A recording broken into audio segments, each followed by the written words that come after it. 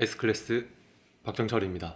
먼저 시작하기에 앞서서 제가 지금 1월 4일 밤 11시에 영상을 찍고 있는데 방금 전에 제가 구독자 1000명이 됐더라고요. 지금까지 제 영상 봐주신 분들, 그리고 지금 이 순간에 제 영상을 봐주시는 모든 분들께 감사하다는 말씀 먼저 드리고 싶습니다. 오늘은 제가 어떤 고민과 어떤 생각들을 하면서 부동산 투자에 발을 들이게 됐고 어떻게 지금의 전업 투자자가 되었나, 그 과정에 대해서 한번 이야기를 해보려고 합니다. 부동산 투자에 관심이 많으신 분들이나 부동산 전업 투자자가 되고 싶으신 분들은 영상 끝까지 봐주시면 많은 도움이 되실 거예요. 올해 이제 해가 바뀌었으니까 지금 기준으로 하면 이제 32살이고, 말투에서 눈치가 좀 빠르신 분들은 벌써 알아차리셨겠지만 서울에 살고 있지만 서울 출신은 아니고 고향은 울산이고요. 대학교에서 공학을 전공하고 현대중공업에서 4년 동안 설계 직무랑 그리고 QM 직무로 근무를 했었어요. 회사에서 일을 할 때 주변에 좋은 분들이 많이 계셔서 같이 많이 어울리기도 했었고, 일하면서 사람 때문에 오는 스트레스는 거의 없었던 것 같아요. 근데 사람 때문이 아니고 그냥 일하는 것 자체가 너무너무 싫더라고요. 제가 들었던 생각이 뭐냐면, 내가 하기 싫은 일을 단지 돈을 벌기 위해서 할 필요가 있나? 내가 지금 불행한 인생을 살고 있는 게 아닌가? 다른 누구의 시간보다도 내 시간이 이 세상에서 가장 소중한데 왜 나는 내 시간을 돈으로 바꾸는 행위를 하기 위해서 내가 하기 싫은 일을 해야 되나? 저는 거기서 회의감이 엄청 크게 들었어요.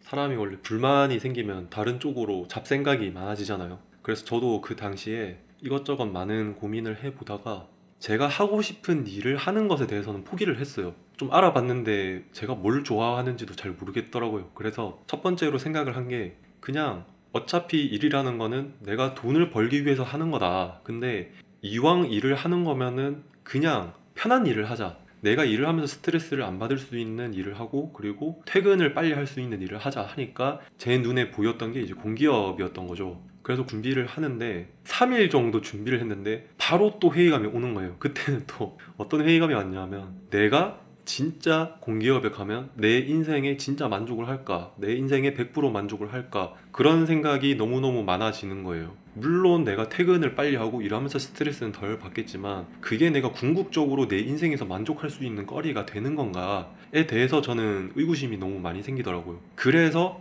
결국 공기업에 가도 내 시간을 돈으로 바꾸는 행위를 하는 것 자체는 똑같은 거라고 저는 생각이 들더라고요. 그냥 일을 안 할 수 있는 방법은 없을까? 일을 안 할 수 있는 방법이라는 게 이제 본인이 하시는 일에 대해서 재미가 있고 성취감이 크시면 해당이 안 되시겠지만, 저 같은 경우에는 그러지 않았었거든요. 고민한 끝에 깨달음을 하나 얻었어요. 제가 나이가 많은 편이 아니니까 좀 나이 많은 제 부모님 뻘 되는 어른들이 보면 좀 철없다고 이렇게 생각을 하실 수도 있겠지만, 저는 어떻게 생각을 했냐 하면, 내가 돈이 많지 않기 때문에 내 시간이 귀중한 대접을 못 받는구나. 내가 하기 싫은 일을 하기 위해서 내 시간을 쓸 수밖에 없는 거구나. 내 시간, 그리고 내 주변에 있는 소중한 사람들의 시간을 방어하기 위해서는 내가 돈이 많아야겠구나. 이렇게 저는 결론을 내렸어요.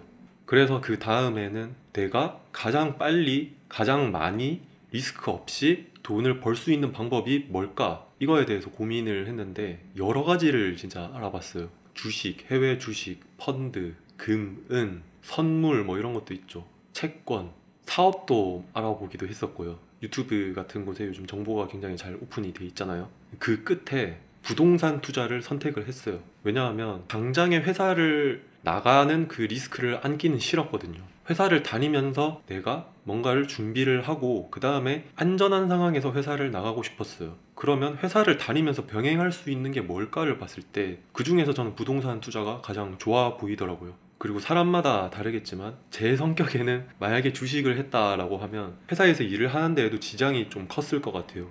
계속 휴대폰 보고 있었을 것 같고, 반면에 부동산 같은 경우에는 막 급등했다가 급락했다가 하는 일이 없잖아요. 추세 자체를 보는 거고 시간이 어느 정도 지나줘야 상승과 하락이 티가 날 수 있는 거기 때문에. 그리고 사실 부동산 같은 경우에는 일단 사놓으면 신경을 물론 쓸 것들이 있긴 있겠지만 주식처럼 그렇게 계속 끊임없이 신경을 안 써도 되잖아요. 그게 이제 제 성향에는 맞더라고요. 그래서 부동산을 선택을 했고, 그 다음에 부동산 투자를 할 건데 뭘 투자해야 되지? 어떤 방법으로 투자를 해야 되지? 이 고민을 해봤는데 제 눈에 그때 들어온 게 경매였어요. 많은 분들이 지금 경매는 레드오션이다. 지금 경매로 어차피 싸게 사지도 못한다. 이렇게 말씀을 많이 하시는데 제가 낙찰도 많이 받아봤거든요.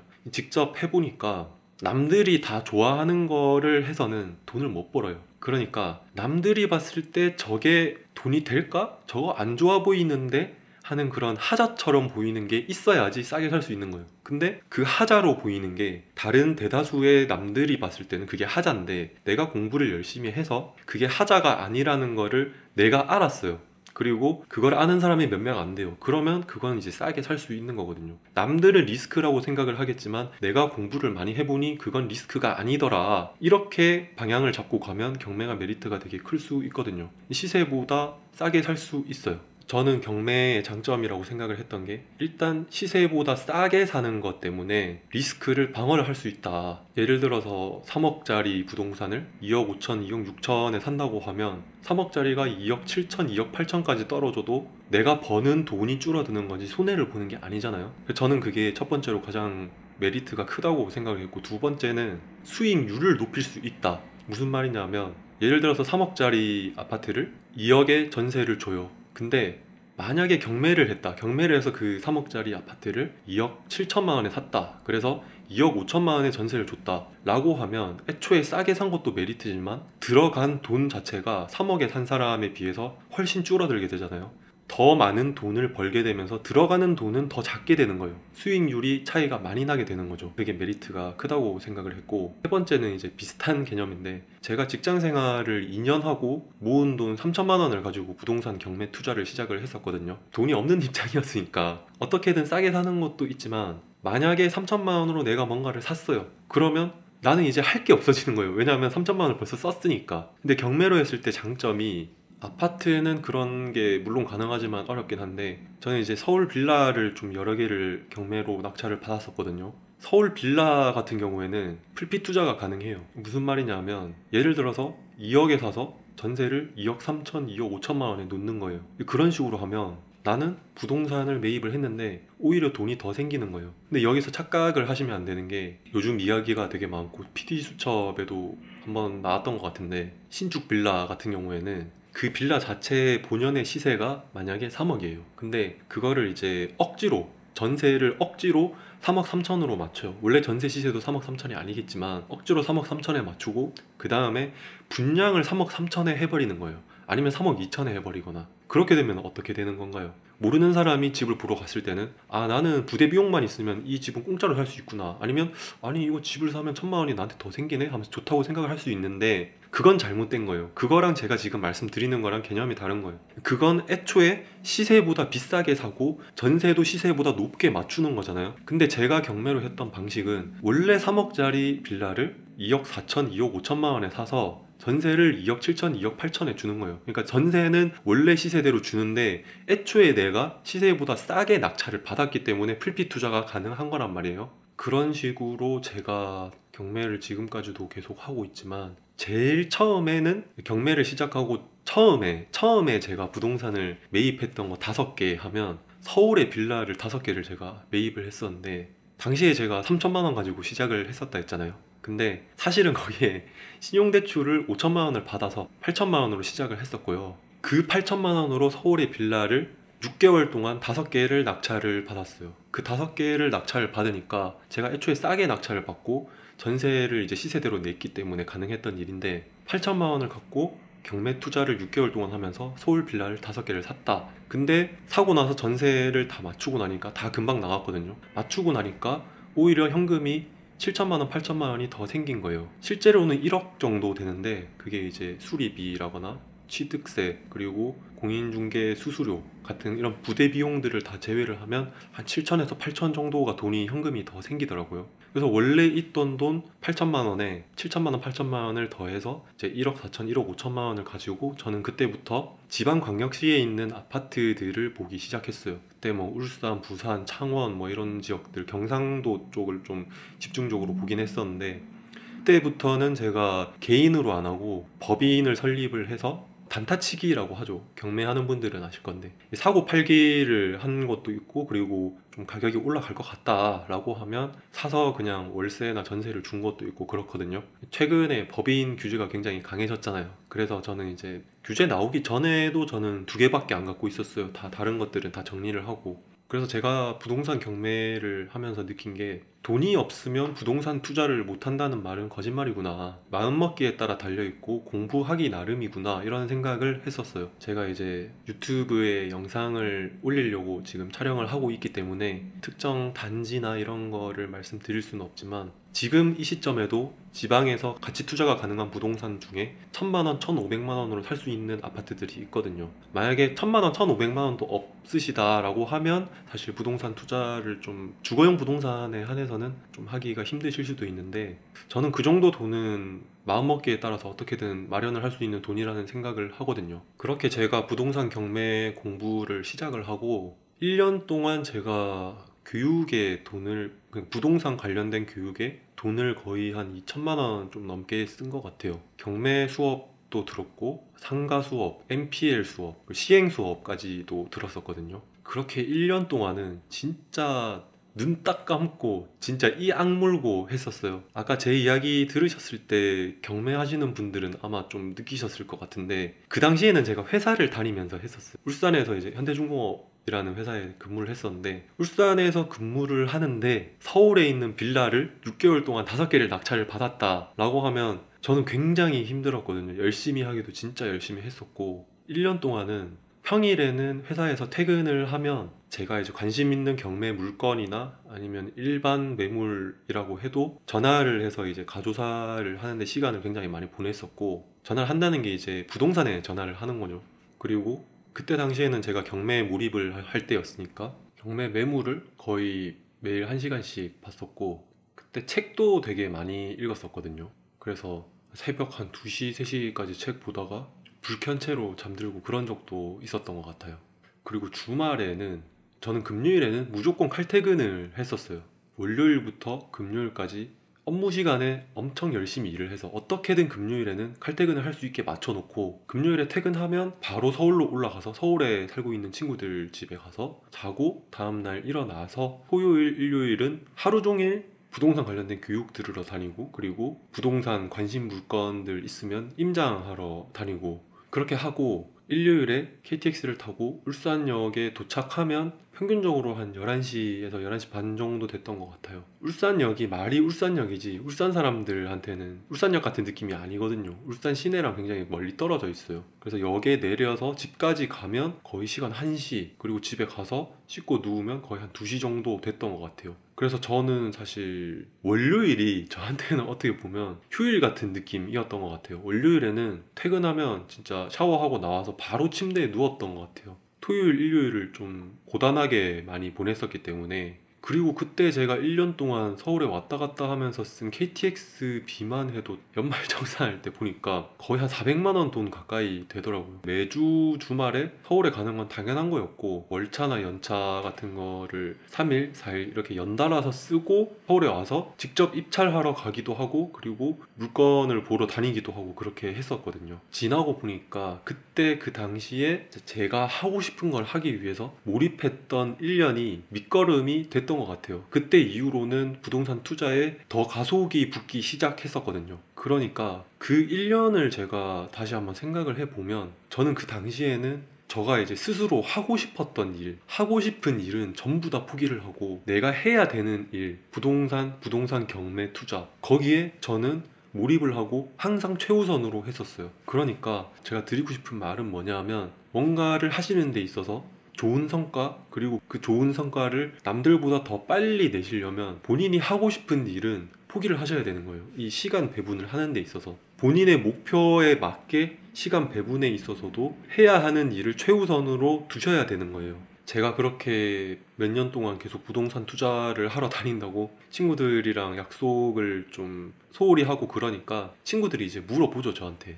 니는 요즘에 뭐 한다고 그렇게 돌아다니냐, 뭐가 그렇게 바쁘냐 이렇게 물어보면 친한 친구들한테 뭐 거짓말을 할 필요는 없잖아요. 아, 내가 지금 돈을 벌고 싶어서 부동산 투자를 한다, 근데 경매가 또 괜찮은 것 같아서 경매 투자를 하러 다닌다 라고 하면, 그래서 너 얼마 벌었는데 막 이런 식으로 물어봐요. 근데 사람들이 보면 돈을 얼마 벌었다 하면 호기심을 굉장히 많이 가지잖아요, 보통. 그래서 뭐 이래가지고 이렇게 돈을 벌었다라고 하면 이제 관심을 많이 갖기 시작하는 거예요. 아, 그럼 나도 지금 내가 지금 거주할 집을, 결혼은 아직 생각이 없지만 미리 하나 사놓을까? 이런 식으로 물어봐요. 그러면 경매를 하는 게 아니고 일반 매매로 사는 거라고 하면 지역이나 단지를 추천하는 건 그렇게 시간이 오래 걸리는 일이 아니니까, 그리고 올라갈 거라는 확신이 있고 다른 사람들을 설득하는 데에는 자신이 있으니까, 아, 그러면은 이 지역에 이 단지 여기를 사라, 여기는 이런 이런 이유로 올라갈 것 같다 라고 했을 때, 제 주변에 있는 사람들 중에 저한테 자문을 구했던 사람들은 지금 생각을 해보면, 그러니까 저한테 먼저 집을 사야 되는 거냐 라고 먼저 물어왔던 사람들 중에는 집을 지금 시점에서 봤을 때는 안 산 사람은 없는 것 같아요. 아무튼 그런 과정을 고 나서 집을 산 사람들 중에서, 야, 나 집 샀는데 네 덕분에 이제 집 사서 고맙게 생각을 하는데 추가로 내가 또 투자를 하고 싶다, 근데 경매로 투자를 하고 싶다, 혹시 니한테 배울 수 있냐 라고 물어보는 사람들이 한두 명씩 생기기 시작했어요. 그래서 아, 근데 그 경매를 가르치는 거는 내 시간이 좀 많이 들어가야 된다, 그래서 그건 공짜로 하기가 좀 곤란하다라고 하니까, 아, 그럼 당연하지, 네가 네 시간 그렇게 많이 들어가는데 그거 공짜로 하려고 하면 그건 아니지 라고 해서 이제 돈을 받고 주변에 있는 사람들을 가르치기 시작을 했고, 그리고 그 주변에 있는 사람들이 또 그 사람들의 주변에 있는 사람들을 저를 추천을 해서 또 이렇게 계속 교육들을 해 나갔는데, 제가 그런 과정들을 겪으면서 저 스스로가 사람들을 좀 움직이는, 그러니까 내가 확신이 있는 방향으로 다른 사람들을 설득을 해서 그 사람들을 실행을 하게, 그러니까 움직이게 만드는 힘이 나 스스로한테 있다라는 그런 확신을 좀 갖게 됐던 것 같아요. 저는 교육자라고 하면 가장 중요한 게 당연히 그 지식 수준이겠죠. 아는 게 없으면 가르칠 수가 없는 거니까. 근데 저는 그 지식 수준만큼이나 중요한 게 어떻게 보면 교육생들을 움직이는 힘이라고 생각을 하거든요. 왜냐하면 본인이 아무리 뛰어난 지식을 갖고 있다고 해도 교육생들을 움직이게 못하면 그건 전혀 쓸모가 없는 교육이잖아요. 교육이라는 게 결국에는 본인의 어떤 생각만 바꾸는 게 아니고 뭔가 행동이 바뀌어야 그 교육이 의미가 있다고 저는 생각을 하거든요. 그런 관점에서 봤을 때 내가 교육에 있어서 괜찮을 것 같은데 라는 생각을 하게 됐고, 고민 끝에 저는 확신을 갖게 돼서 이제 과감하게 퇴사를 하고 교육 사업을 하기 위해서 서울에 와서 지금 하고 있어요. 제가 썸네일 그리고 제목에는 사실 부동산 전업 투자자라고 썼지만 뭐 어떻게 보면 맞는 말도 맞고요. 근데 뭐 저는 이제 부동산 전업 투자자 겸 이제 부동산 교육 사업을 같이 하고 있는 거고, 혹시 전업 투자자를 이제 하고 싶으신 분들이 계시면 이제 제가 말씀드리고 싶은 것들이 있는데, 저는 만약에 교육 사업이라는 거를 하려고 생각을 안 했으면 회사를 안 나갔을 것 같아요. 왜냐하면 부동산 투자 그 자체만 한다고 하면 회사를 다니면서 충분히 병행을 할 수 있거든요. 물론 본인이 하고 싶은 일은 어느 정도 희생을 해야겠지만요, 제가 아까 말씀드렸던 것처럼. 근데 어쨌든 할 수 있어요. 그리고 저는 뭘 하건 간에 최악의 경우는 항상 염두에 둬야 된다고 생각을 하거든요. 그러니까 회사를 나왔을 때 만약에 본인이 생각하는 대로 안 되면 어떻게 그 리스크를 방어할 수 있을까에 대한 플랜 B, 플랜 C까지는 최소한 있어야 된다고 생각을 하거든요. 구체적으로 설명을 드리면, 저 같은 경우에는 그래도 아무리 못해도 만약에 순수하게 부동산 전업 투자자로 전향을 하려고 하신다라고 하면 전 직장에서 받으시던 그 연봉의 최소한 2배 이상의 수익이 부동산에서 나야 되는 거 아닌가, 저는 그렇게 생각을 하거든요. 물론 이제 사람마다 다 기준이 다르겠지만,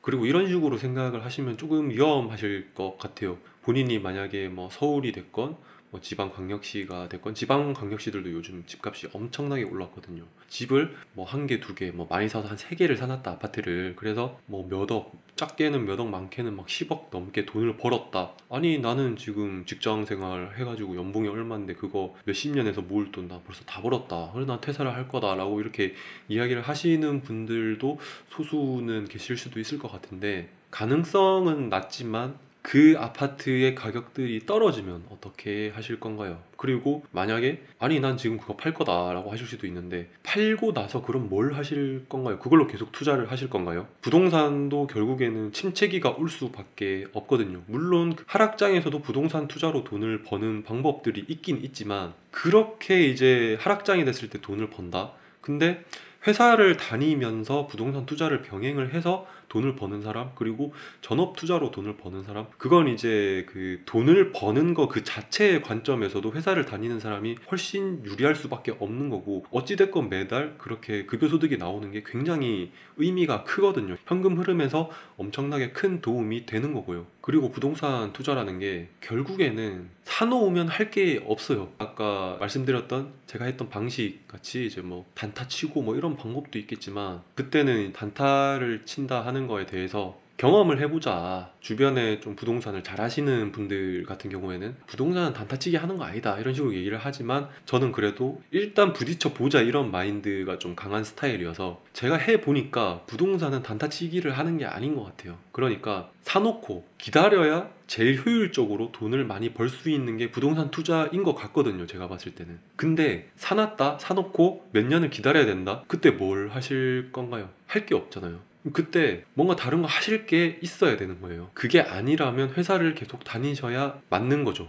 오늘 영상을 찍은 이유는 사실 구독자가 1000명이 되면서 제가 어떤 사람인지에 대해서 제 영상을 보시는 분들한테 좀 알리고 싶은 마음도 있었고, 그리고 감사를 드리고 싶은 마음도 있었고, 그리고 제가 회사를 다니면서 느꼈던 그런 불만들, 그리고 그 불만에서 어떤 고민을 했고 어떤 실행을 했고, 그리고 지금까지 있었던 이런 전체적인 과정에서 제가 계속해서 어떤 식의 고민을 하면서 어떤 식의 실행을 해왔고 어떤 선택을 해왔고, 이런 것들을 이제 부동산 투자에 관심이 있으신 분들, 아니면 투자를 한 지 그렇게 오래 안 되신 분들, 아니면 전업 투자자를 좀 목표로 하시는 분들이 보셨을 때 도움이 될 것 같아서 영상을 찍게 됐는데, 사람이 결국에는 하는 고민이 다 좀 비슷비슷할 수밖에 없다고 저는 생각을 하거든요. 그러니까 제가 나이가 어리다는 이유로, 나이가 젊다는 이유로 이제 그렇게만 치부를 하지 마시고, 영상에서 제가 말씀드렸던 것들 중에서 공감 가는 부분이 있으셨다라고 하면 비슷한 고민을 하고 계시거나 미래에 비슷한 고민을 하게 되셨을 때